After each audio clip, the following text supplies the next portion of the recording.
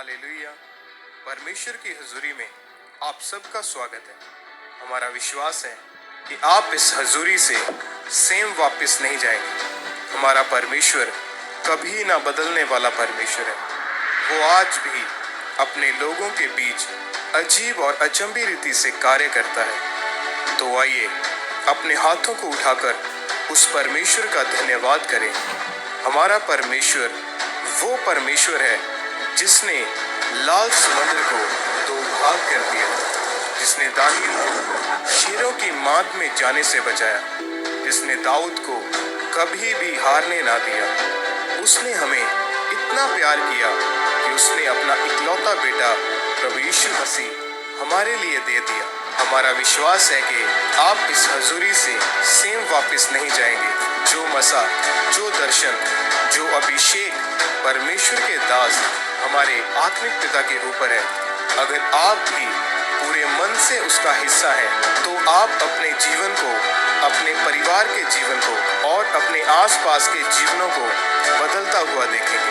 परमेश्वर की हुजूरी, उसकी प्रेजेंस, उसकी सामर्थ यहाँ मौजूद है आपको छुटकारा देने के लिए। आमीन।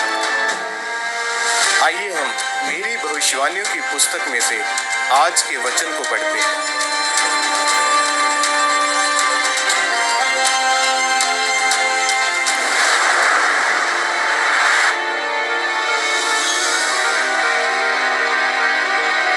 परमेश्वर के वचन इफिसियों 4 अध्याय उसकी 29 आयत में लिखा है, कोई गंदी बात तुम्हारे मुंह से ना निकले, पर आवश्यकता के अनुसार वही निकले जो उन्नति के लिए उत्तम हो, ताकि उससे सुनने वालों पर अनुग्रह हो। सब कहें आमीन।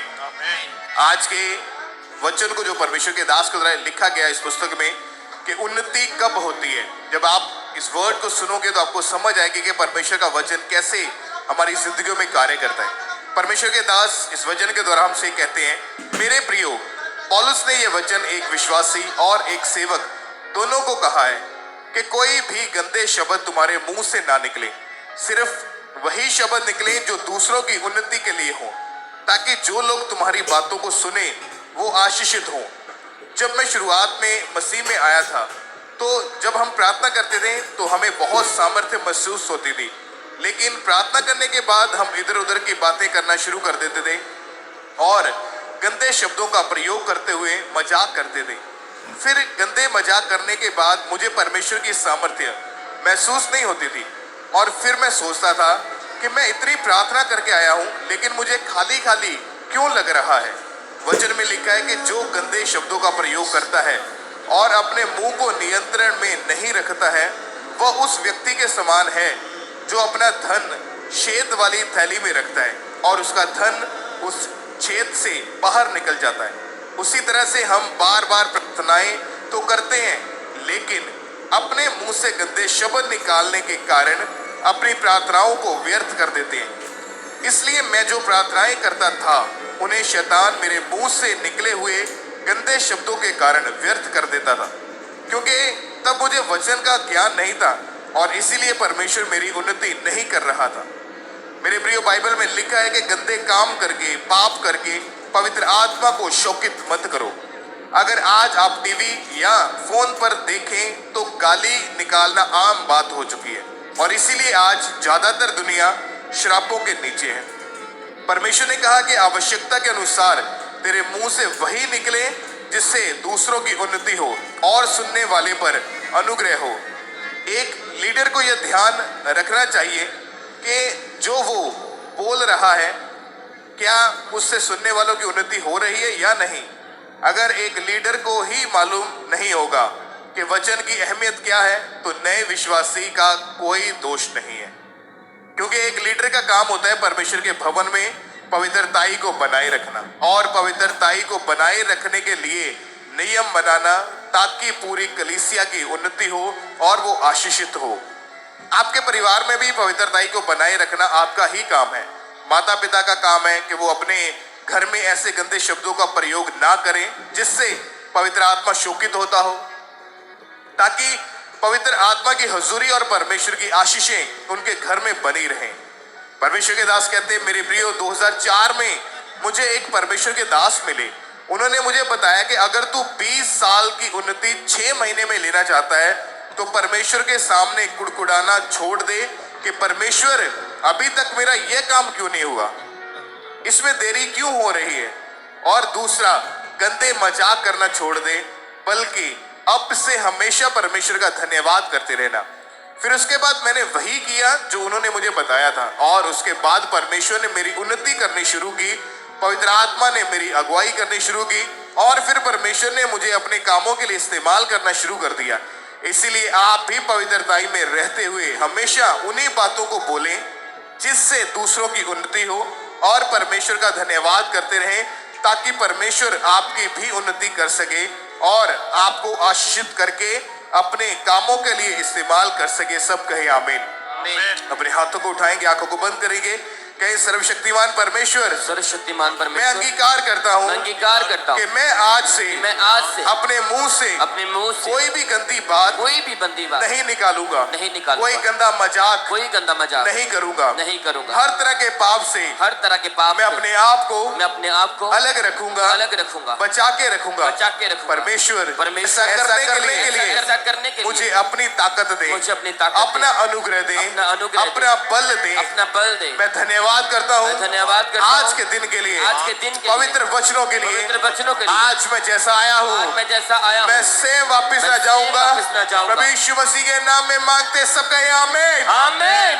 ऊंची आवाज में हालेलुया, हालेलुया, हालेलुया। तारीफ करें सब जन। Thank you Jesus. बोले ऊंची आवाज के साथ, थैंक यू जीसस। कितने लोग आनंदित, अपने हाथों को उठाओ जो आज परमेश्वर की प्रेजेंस में आनंदित हैं। ये आनंद कलीसिया बढ़ता जाएगा यीशु के सामर्थ्य नाम में। अब शर्मिंदा नहीं रहेंगे, अब बड़ी इज्जत को पाएंगे यीशु के सामर्थ्य नाम पे। हालेलुया। वचन में लिखा, परमेश्वर ने कहा कि मैं अल्फा और ओमेगा हूँ, मैं आद और अंत हूँ, मैं पहला और आखिरी हूँ। परमेश्वर कहता, बाइबल कहती कि परमेश्वर सदा एक सा रहने वाला परमेश्वर है, वो कभी ना बदलने वाला परमेश्वर है, जिसने हजारों साल पहले अपने लोगों को छुड़ाया, बड़े काम किए, अपने लोगों से बात की, उनकी मुश्किलों से उन्हें बाहर निकाला। आज भी वो वही परमेश्वर है, आज भी वैसे ही आपको आपका हाथ पकड़कर आपकी बीमारियों से आपको बाहर निकालेगा, डिप्रेशन से बाहर निकालेगा, व्यभिचार से, नशे से बाहर निकालेगा, आपके न्यू लाइफ के साथ ब्लेस करेगा, और आप अपनी गवाही वाले स्थान के ऊपर खड़े होंगे यीशु के सामर्थ्य नाम पे। Hallelujah, hallelujah. कलीसिया आप ब्लेस्ड है सब जन यीशु के सामर्थ्य नाम में। Hallelujah, hallelujah. जोर से तालियों के साथ परमेश्वर का थैंक्स करें। थैंक यू जीसस बोलते हुए चर्च ऊंची आवाज के साथ उसकी बड़ी दया के लिए, उसके अनुग्रह के लिए थैंक यू जीसस बोलते हुए, हाथों को उठाते हुए, स्वर्ग की ओर देखते हुए, उस महान स्वर्गीय परमेश्वर के नाम को महिमा देते हुए। जब हम भजन संहिता को पढ़ते तो बाइबल में लिखा है कि यहोवा धर्मी है और धर्म के कामों से वो प्रसन्न होता है, और बाइबल कहती धर्मी लोग ही उसका दर्शन पाएंगे। हालेलुया। वचन कहता है यीशु मसीह जात पात को बनाने के लिए नहीं, धर्म को बनाने के लिए नहीं, बल्कि धार्मिकता को स्थापित करने के लिए आए। वो धार्मिकता को स्थापित करने वाला परमेश्वर, उसकी बड़ी दया को, उसके अनुग्रह को वही लोग ले पाते हैं जो धर्म के काम करते हैं, वो जो उसकी खोज करते हैं, जो उसको महिमा देते हैं, जो उसके कामों में हमेशा लगे रहते हैं। तो चर्च आशीषें भी वही ग्रहण करते हैं और उसके दर्शन को भी वही ग्रहण करते हैं, वही परमेश्वर को देख पाते हैं जो उसके कामों में लगे रहते हैं। तो आज हमारे लिए जरूरी है, अगर आप चाहते हैं परमेश्वर आपकी लाइफ में काम करे, आप उसको देखना चाहते हैं, उसकी दया को देखना चाहते हैं, तो उसके कामों में, उसके राज्य में हमेशा अलर्ट रह के चलना शुरू करें, डटे रहे, बने रहे उसके वचन में, और वो धर्म में ही हाथों से परमेश्वर, वो अनुग्रह करने वाला खुदा आपको संभाले रहेगा हमेशा ही। खड़े हो जाए अपने अपने स्थान के ऊपर, आंखों को बंद करते हुए, जैसे दाऊद कहता मैं परमेश्वर का भजन गाऊंगा, उसकी महिमा करूंगा, उसकी स्तुति करूंगा। उसकी आराधना करने वाले लोग, उसकी महिमा करने वाले लोग हमेशा उसकी बड़ी दया को ग्रहण करते हैं, और वो दयावान परमेश्वर अपनी दया के द्वारा उन्हें भरता है, आनंदित करता है, और आशीष उन्हें